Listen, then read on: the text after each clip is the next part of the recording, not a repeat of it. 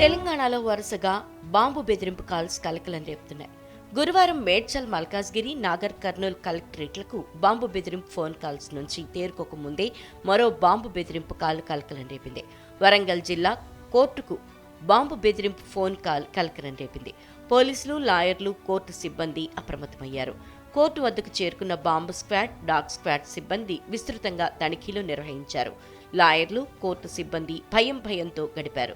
జిల్లా జడ్జికి మెయిల్ ద్వారా ఓ గుర్తు తెలియని వ్యక్తి నుంచి బాంబు పెట్టామని మెయిల్ చేసినట్లు పోలీసులు పేర్కొన్నారు. ఆ వ్యక్తి ఎవరనే విషయాన్ని తెలుసుకునేందుకు ప్రయత్నిస్తున్నామని తెలిపారు. శుక్రవారం ఉదయం గుర్తు తెలియని వ్యక్తి నుంచి హనుమకొండ, వరంగల్ జిల్లా కోర్టు జడ్జీలకు ఓ మెయిల్ వచ్చింది.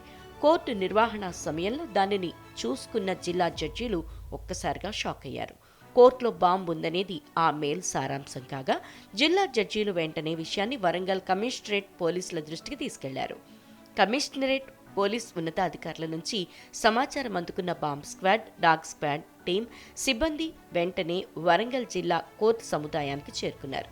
డాగ్ స్క్వాడ్ టీం సిబ్బంది వెంటనే వరంగల్ జిల్లా కోర్టు సముదాయానికి చేరుకున్నారు.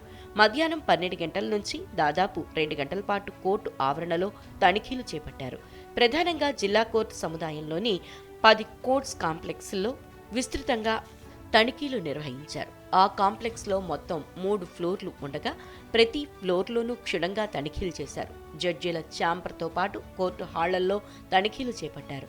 ఇలా దాదాపు 2 గంటల పాటు శ్రమించి అక్కడ బాంబులేవీ లేవని, అది ఒక బెదిరింపు మెయిల్ మాత్రమేనని గుర్తించారు.